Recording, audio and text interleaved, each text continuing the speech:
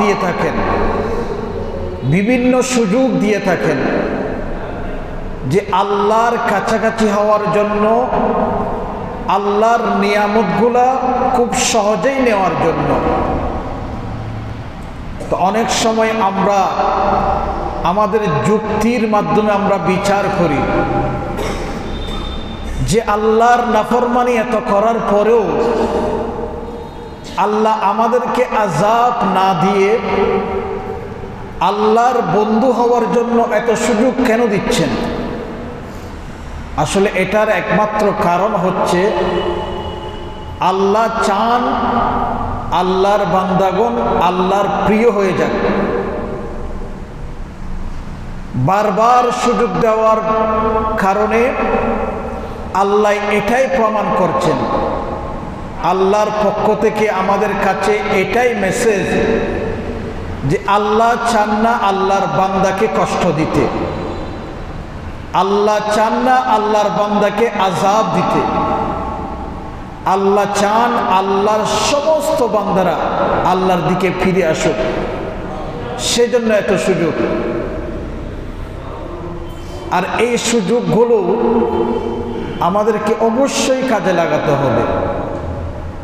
যদি কাজে লাগাতে পারি তাহলে এত সুযোগ যে দিচ্ছেন এটার সফলতা আমরা অর্জন করতে পারব।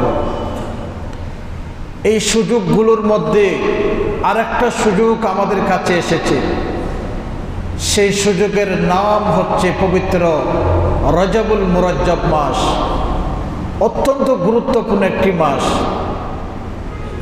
যদি এই রজব মাসকে আমি মূল্যায়ন করতে পারি, এই রজব মাসকে যদি আমি কাজে লাগাতে পারি, তাহলে আমার দুনিয়া যেমন উজ্জ্বল হবে ঠিক তেমনিভাবে আমার আখিরাতি জিন্দেগি উজ্জ্বল হবে। আর যদি এটা ওই সারা বছরের মতো সব সময়ের মতো যদি কোনোভাবে হেলায় কাটিয়ে দিই, তাহলে এটার কারণে কিন্তু আমাকে আফসোস করতে হবে। দুনিয়াতে আফসোস করলে লাভ আছে, দুনিয়াতে আফসোস করলে লাভবান হবেন, কিন্তু আখিরাতে আফসোস করার কোনো ফায়দা হবে না। আমি আগেই বলেছিলাম, দুনিয়াতে যদি আফসোস করে আপনি আল্লাহর পথে ফিরে আসতে পারেন, তাহলে এই আফসোস আপনার জন্য নিয়ামত হতে পারে। সুতরাং সুযোগগুলো কিন্তু দুনিয়াতেই কাজে লাগাতে হবে। যে সুযোগ আল্লাহ আমাকে দিচ্ছেন, বারবার দিচ্ছেন, আল্লাহর নাফরমানি করা সত্ত্বেও আল্লাহ আমাকে সুযোগ দিচ্ছেন, আল্লাহর কাছে থাকার সুযোগ দিচ্ছেন, আল্লাহর কাছাকাছি হওয়ার সুযোগ দিচ্ছেন, আল্লাহর বন্ধুতে রূপান্তরিত হওয়ার সুযোগ দিচ্ছেন। আর এই সুযোগগুলো কিন্তু আমাদেরকে কাজে লাগাতে হবে কোথায়? এই দুনিয়াতে। আর সুযোগগুলোও আসবে দুনিয়াতে, দুনিয়া থেকে চলে গেলে আর সুযোগ আসবে না। সেজন্য আল্লাহ বিভিন্ন সময় বিভিন্ন সুযোগ দিয়ে আমাদেরকে পরীক্ষা করেন যে বান্দা আল্লাহর কাছাকাছি থাকতে চায় কিনা। কিয়ামতের ময়দানে এক ব্যক্তির সামনে জান্নাত দাঁড় করিয়ে দিবে। আমি আগেও বলেছিলাম এই কথা, হাদিসের কথা। তখন ওই ব্যক্তি আল্লাহকে জিজ্ঞেস করবে, আল্লাহ এত সুন্দর জান্নাত, বাহিরে এত সুন্দর, জানি না ভিতরে কত সুন্দর। আল্লাহ আমার সামনে যে জান্নাত দেখতে পাচ্ছি, বিশাল জান্নাত দেখতে পাচ্ছি, এই জান্নাতটি কার? তখন আল্লাহ তাকে বলবে, এটা তো ছিল তোমার। এটা কার ছিল? তোমার ছিল। তখন বান্দা বলবে, আল্লাহ তাহলে আমাকে দিয়ে দেন, আমাকে ঢোকার সুযোগ করে দিন, জান্নাতের চাবি আমার হাতে তুলে দিন। তখন আল্লাহ বলবে, ছিল তোমার কিন্তু তুমি হারিয়ে ফেলেছো এটার মালিকানা। বলে কেমন হারিয়ে ফেললাম? বলে আমি তোমার কাছে এক মুঠো খাবার চেয়েছিলাম, কিন্তু তুমি আমাকে খাবার দাও নাই। তখন ওই বান্দা অবাক হয়ে আল্লাহকে বলবে, আল্লাহ তুমি আমার কাছে খাবার চেয়েছ, অথচ আমি দিই না, এটা তো হতে পারে না। তখন আল্লাহ দুনিয়ার ওই সুযোগ, যে সুযোগ দুনিয়াতে ওই ব্যক্তিকে দিয়েছিলেন আল্লাহ জান্নাতের মালিক হওয়ার, সেই সুযোগের সমস্ত ভিডিও প্রজেক্টর আকাকে তার সামনে তুলে ধরবে। তখন সেই বুঝতে পারবে যে একদিন এক গরিব মিসকিন তার কাছে গিয়েছিল, দুনিয়াতে থাকা অবস্থায় ওই মিসকিন ওই গরিব তাকে বলেছিল, আল্লাহর ওয়াস্তে আল্লাহর জন্য আমাকে এক মুঠো খাবার দাও। তখন ওই বান্দা তো খাবার দেওয়া দূরের কথা, ওই ফকিরকে ওই গরিবকে গাড় ধাক্কা দিয়ে বের করে দিয়েছে। তো আল্লাহ বলছেন, এটা যদি তুমি ওই গরিবকে সুন্দরভাবে খাবারটা দিতে পারতে সেই দিন, তাহলে আজকে এই জান্নাতের মালিক তুমি হতা। আবার আরেকজন বলবে, আল্লাহ এই জান্নাত কার? তখন আল্লাহও বলবেন একইভাবে, এটা তো তোমার ছিল। তখন ওই বান্দা বলবে, আল্লাহ দাও আমাকে জান্নাতে ঢুকতে দাও। তখন আবার ওই সুযোগ দুনিয়াতে দিয়েছিল যাকে, বলে একবার তোমার কাছে আমি একটা কাপড় চেয়েছিলাম, কিন্তু তুমি আমাকে কাপড় দাও নাই। তোমার কাছে একজন মিসকিন গিয়েছিল একটা কাপড়ের জন্য, তোমাকে বলেছিল আল্লাহর জন্য একটা কাপড় দাও, কিন্তু তুমি দাও নাই।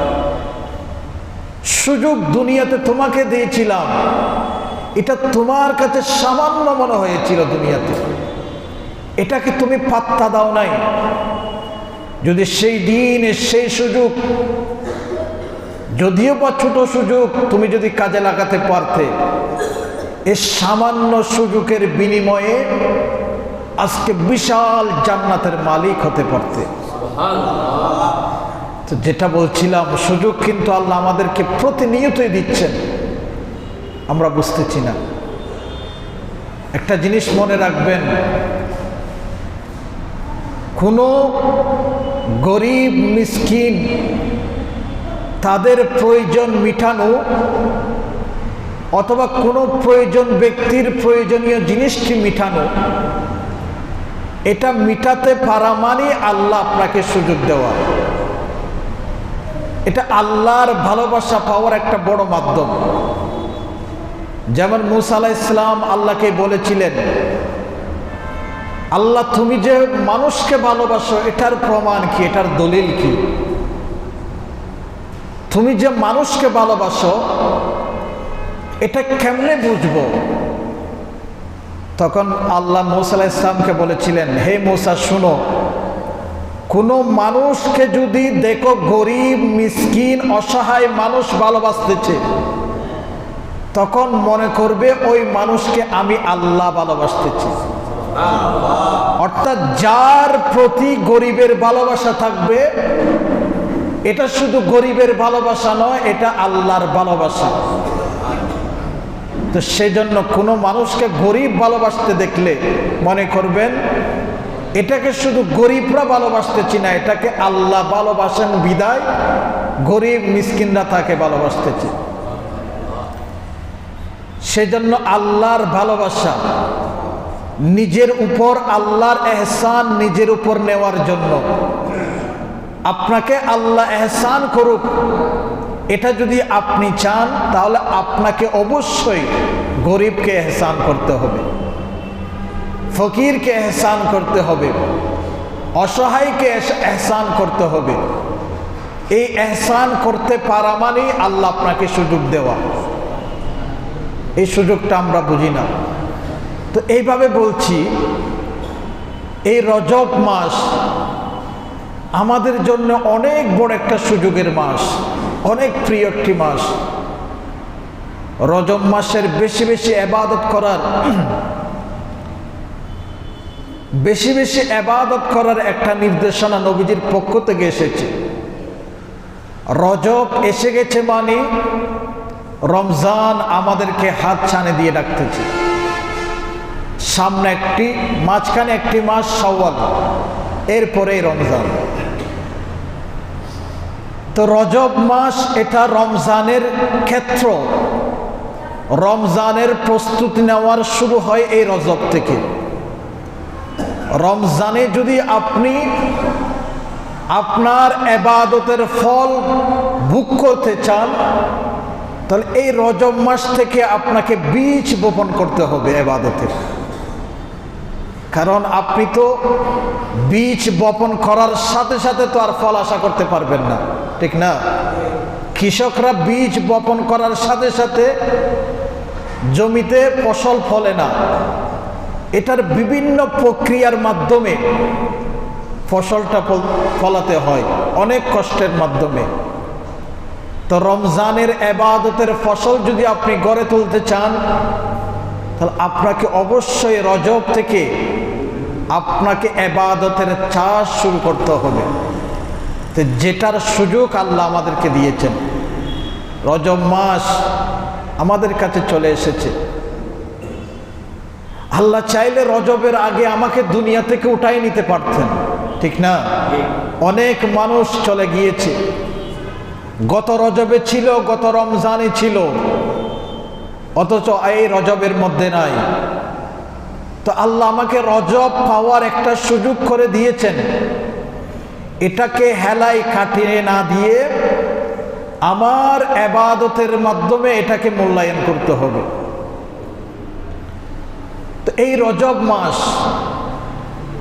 রজবের মধ্যে কি আছে? রজব এটা কি জিনিস? নবীকে জিজ্ঞেস করা হয়েছিল, রসুলকে জিজ্ঞেস করা হয়েছিল রজব এটা কি জিনিস? তখন নবীজি বলেছেন আইয়াতারাজ্জাবা খায়রান কাসীরা। এই রজব মাস এটা হচ্ছে সবচেয়ে উত্তম মাস, এটাকে তোমাকে উত্তম রূপে পরিণত করতে হবে। খায়রান কাসীর, উত্তম আমল দিয়ে, উত্তম ব্যবহার দিয়ে, উত্তম বিভিন্ন ইবাদতের মাধ্যমে এই মাসটাকে তোমাকে মূল্যায়ন করতে হবে। তো এই মাসকে আমরা কিভাবে মূল্যায়ন করব? মাস তো এসেছে, মূল্যায়ন তো বলা হচ্ছে করার জন্য।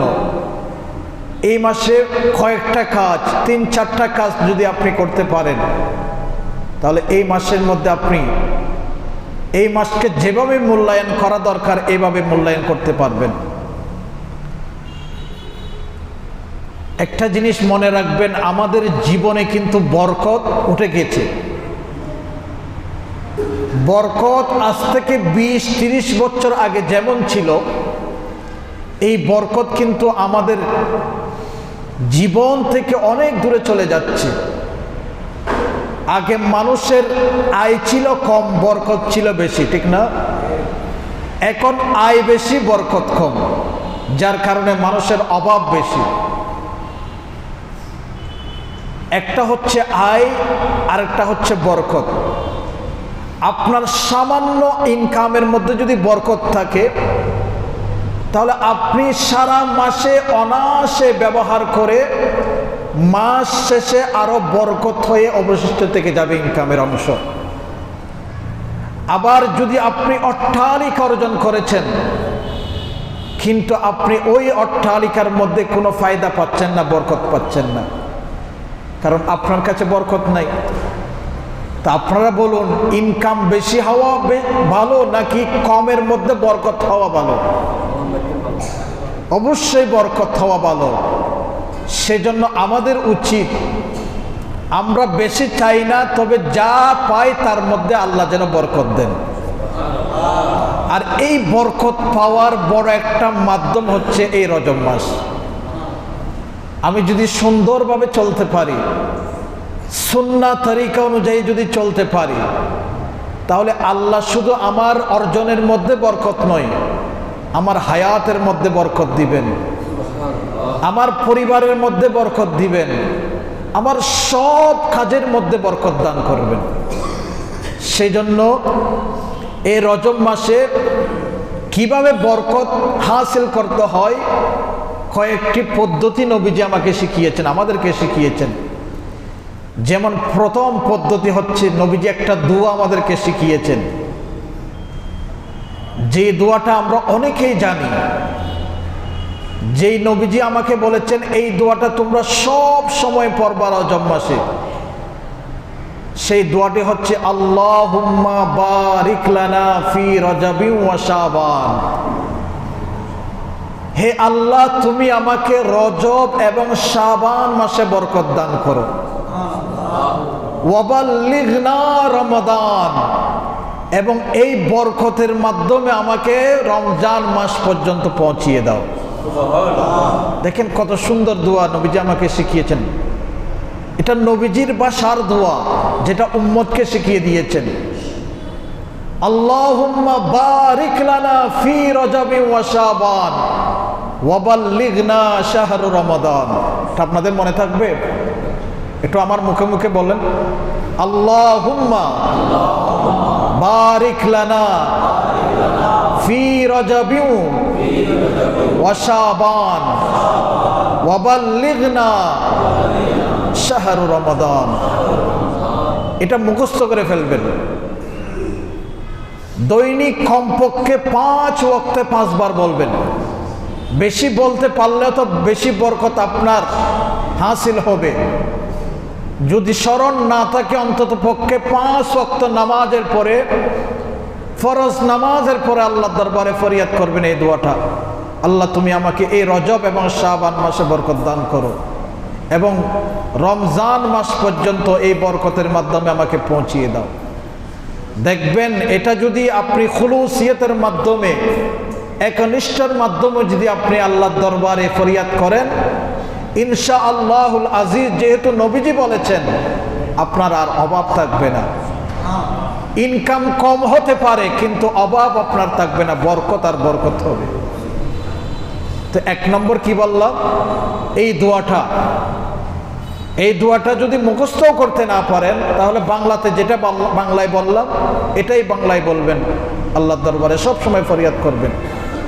এটার জন্য, এই দোয়াটি করার জন্য জায়নামাজ নিয়ে মসজিদে বসতে হবে তেমন কোনো কথা নেই।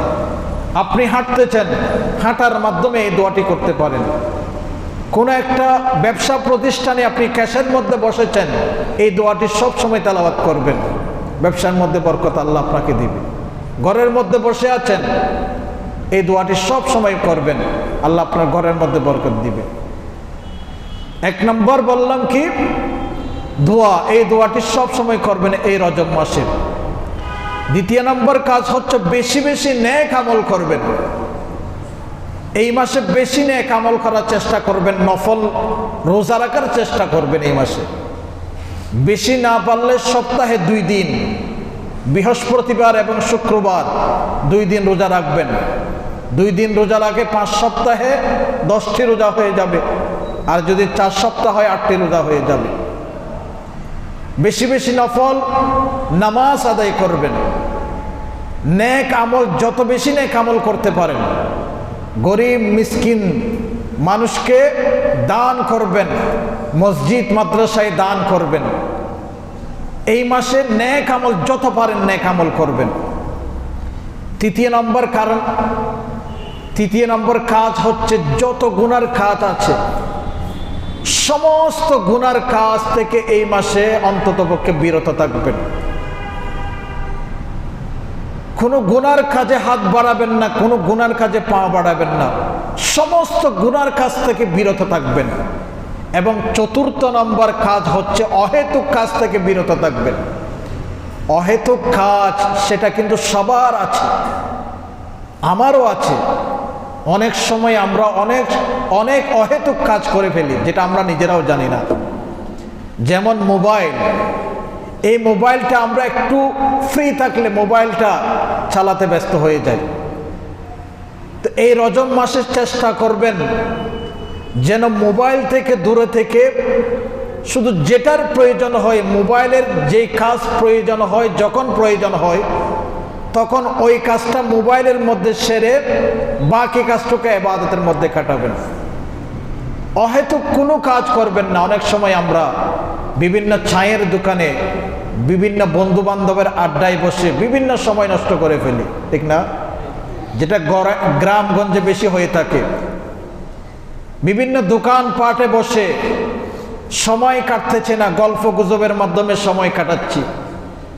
তো এই সময়টুকু আমি এই রজব মাসে অন্তত পক্ষে এই মাসটুকু আমরা অহেতুক সময় না কাটিয়ে শুধু আল্লাহর জিকির, নেক আমল, ইবাদতের মাধ্যমে কাটাবো।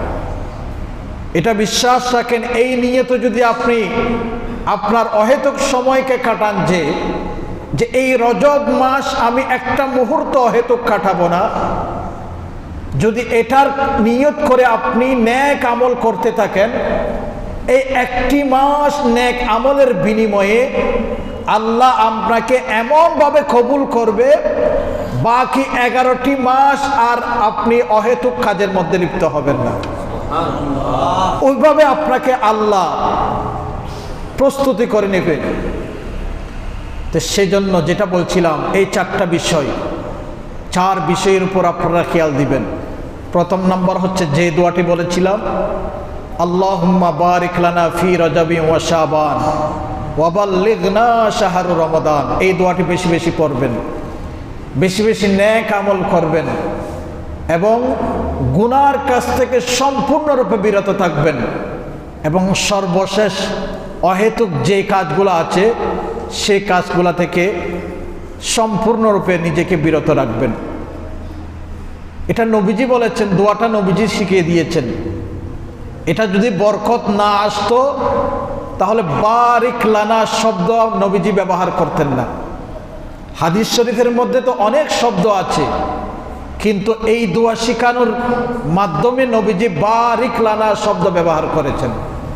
তাহলে নবীজি যে শব্দ চয়েস করেছেন আমাদের জন্য, সেই শব্দের মধ্যে যে বরকত আছে অবশ্যই সেই বরকত আমাদের জীবনের মধ্যে আসবে। কারণ এটা আমার চয়েস নয়, এটা নবীর চয়েস। এই শব্দ, এই দোয়া কার চয়েস? নবীজির পছন্দের। সুতরাং নবী যেহেতু পছন্দ করেছেন আমার জন্য, এটা খারাপ পছন্দ হতে পারে না। আমার জন্য হয়তোবা আমি নিজেই খারাপ পছন্দ করতে পারি, কিন্তু আমার মাওলা, আমার মালিক, যিনি আমার সরকার, ইনি তো আমার জন্য খারাপ কিছু পছন্দ করবেন না। নবী যেহেতু পছন্দ করেছেন আমার জন্য, তাহলে এটার মধ্যে বরকত রয়েছে, রহমত রয়েছে, নাজাত রয়েছে। তা আপনি যদি এইভাবে রজব মাসকে কাটাতে পারেন, শাওয়াল মাসকে কাটাতে পারেন এইভাবে, তাহলে রমজান মাসের চাঁদ উঠতে দেরি, রমজানের যে রহমত রয়েছে, বরকত রয়েছে, নাজাত রয়েছে, সব কিছু আপনার আমলনামায় আসতে দেরি হবে না। সেই জন্য সুন্দর পদ্ধতি নবীজি আমাকে শিখিয়েছেন। তো যেটা বলেছিলাম, ওই যে প্রথম কথার শুরু যেটা আমার ছিল, আমরা আল্লাহর এত নাফরমানি করছি, আল্লাহর এত বিরোধিতা করছি, আল্লাহর এত নাফরমানি করছি, এরপরেও আল্লাহ আমাকে বিভিন্ন আমল দিয়ে, বিভিন্ন সুযোগ দিয়ে আমাকে দামি বানানোর চেষ্টা আল্লাহ করছেন। আমার যুক্তি বুঝে আসতেছে না, আমাদের যুক্তিতে এটা ধরে না, এত নাফরমানি করার পরেও আল্লাহ আমাকে ধ্বংস করছেন না।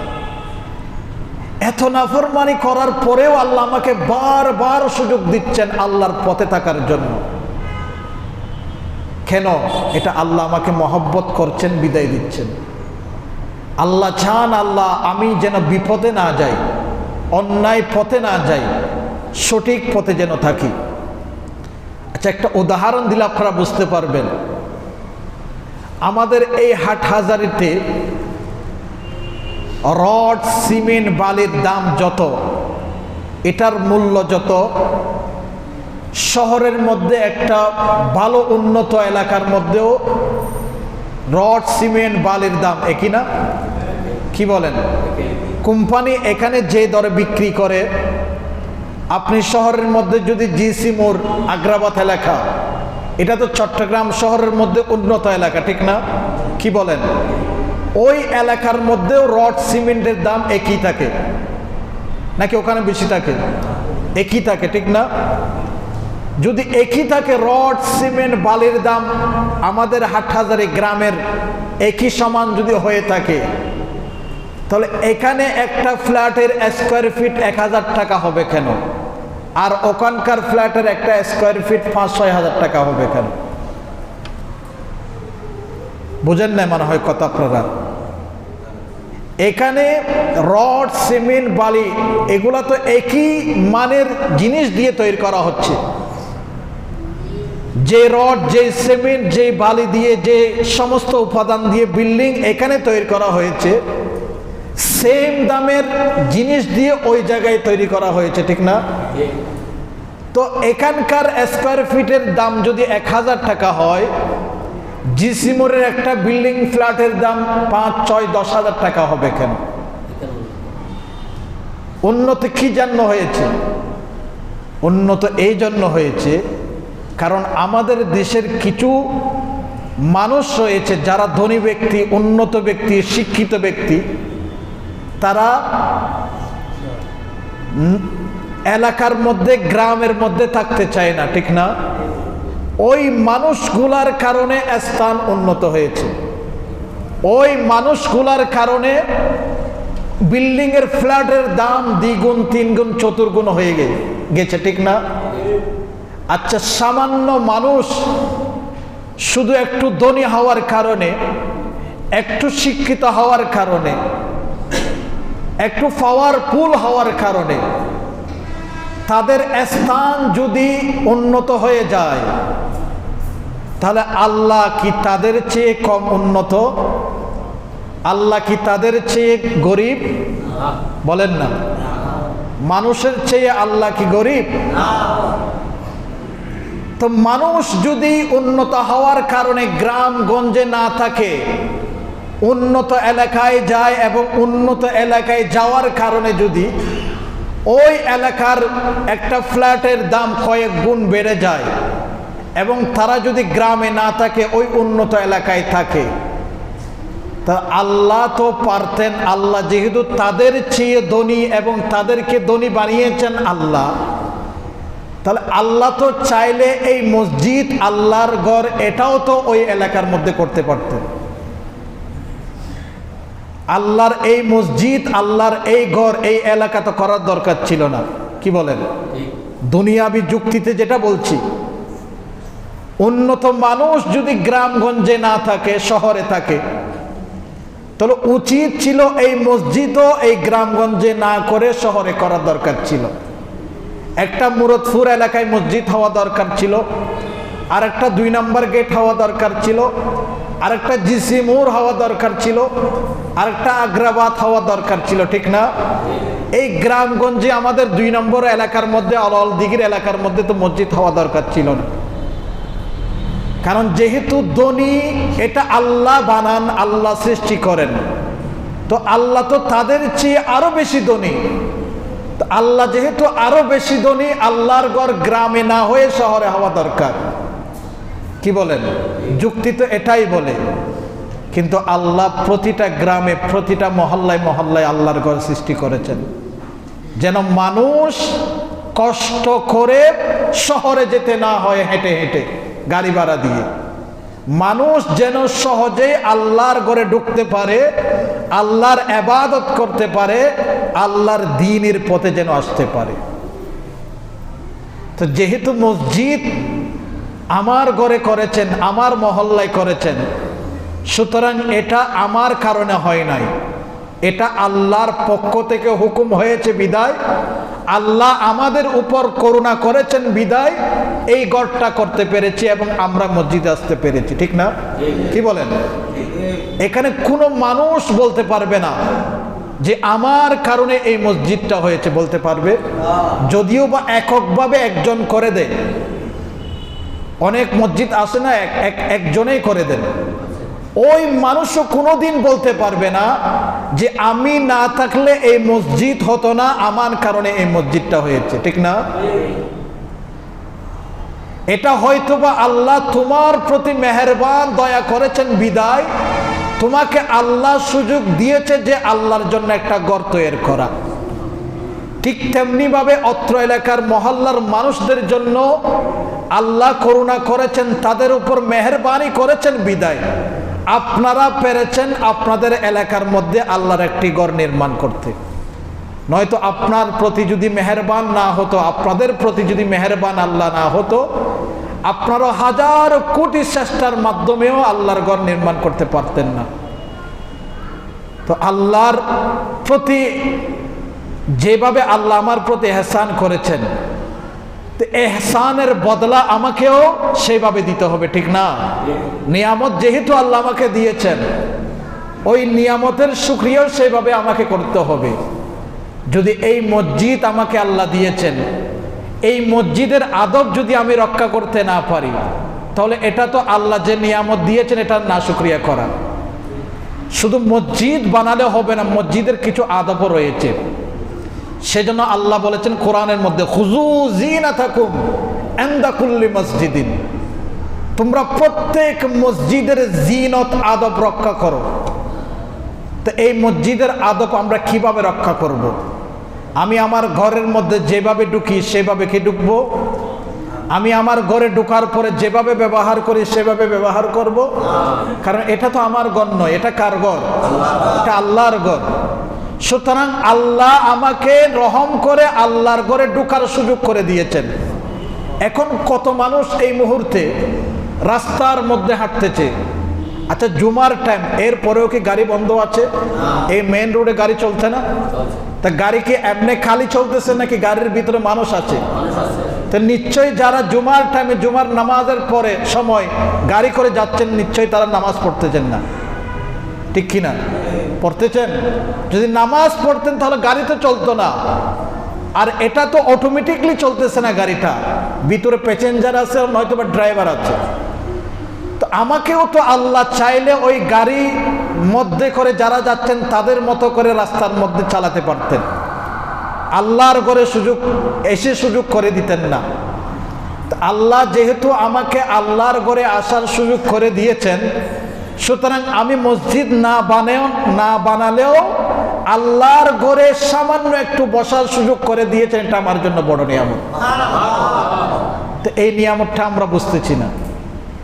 মসজিদের মধ্যে আমরা যা ইচ্ছা যেরকম ইচ্ছা সেরকম করতেছি, যার যেমন ইচ্ছা তেমন করতেছি, অথচ মসজিদের কতগুলো আদব রয়েছে যে আদবগুলো আমরা জানি না। মসজিদে প্রথমে ঢুকতে হলে ডান পা দিয়ে ঢুকতে হবে। এখন আমরা কি করি, কোন পা দিয়ে ঢুকতেছি সেটা আমাদের কোনো খবর নাই। আপনারা শুনেছেন একজন বড় আলেম তাবেঈ হযরত সুফিয়ান সৌরি, উনি বড় আলেম ছিলেন, বড় তাবেঈ ছিলেন। একদিন মসজিদে ঢোকার সময় বেখিয়ালে, এটা মনের ভুলে, একদিন বাঁ পা দিয়ে মসজিদের মধ্যে ঢুকলেন। সাথে সাথে গায়েব থেকে আওয়াজ আসলো, সোর। সোর মানে হে বলদ। গায়েব থেকে আওয়াজ আসলো। আমরা তো এখন নিজেকে একজনকে একজন বলদ বললে তো অনেক রাগ করে ফেলব, কিন্তু উনি যখন মসজিদে বাঁ পা দিলেন, ওই সুফিয়ান, সাথে সাথে গায়েব থেকে আওয়াজ আসলো, ইয়া সৌর, হে বলো তুমি কি কাজ করেছো? তুমি আমার ঘরে ঢুকতেছো অথচ বাঁ পা দিয়ে ঢুকতেছো।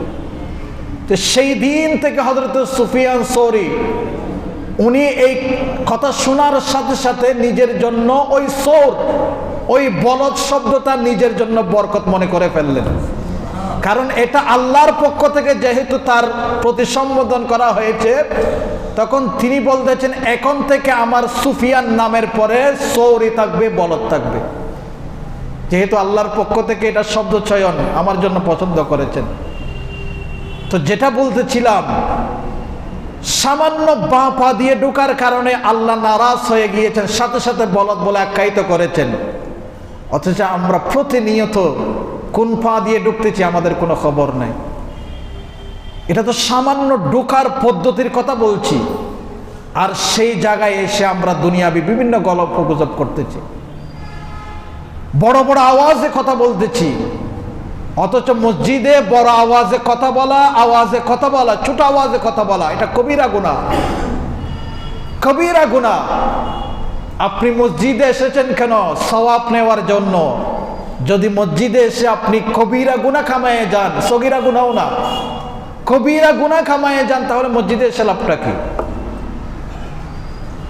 এই যে খুতবা দেওয়ার সময়, এটা বাংলা খুতবা হতে পারে, আরবি খুতবা হতে পারে। খুতবা দেওয়ার সময় কথা বলা এটা কবিরা গুনাহ, এবং খুতবা দেওয়ার সময় কথা বলটা নামাজ পড়া পর্যন্ত নিষেধ করা হয়েছে। এই যে আমি এখন খুতবা দিচ্ছি, এটা বাংলা খুতবা, এই টাইমে কোনো নামাজ নাই। এবং যখন খুতবা দিব, 2 খুতবা আরবি খুতবা, এটার মধ্যে কোনো নফল নামাজ নাই, কোনো নামাজ নাই। তো যেই খুতবা দেওয়ার সময় নামাজ নিষিদ্ধ হয়েছে, সেই খুতবার মধ্যে আমরা কথা বলছি। আমরা কত বড় দুর্ভাগা একজন মানুষ। আল্লাহর একজন বান্দা, বড় তাবেঈন, যার নাম হচ্ছে, বড় একজন তাবী, হযরতে খালাফ বিন আইয়ুব। উনি একদিন মসজিদের মধ্যে বসেছিলেন, মসজিদের মধ্যে ইবাদত করতেছিলেন। তখন উনার একজন গোলাম চাকর মসজিদে আসলেন কোন একটা কথা বলার জন্য।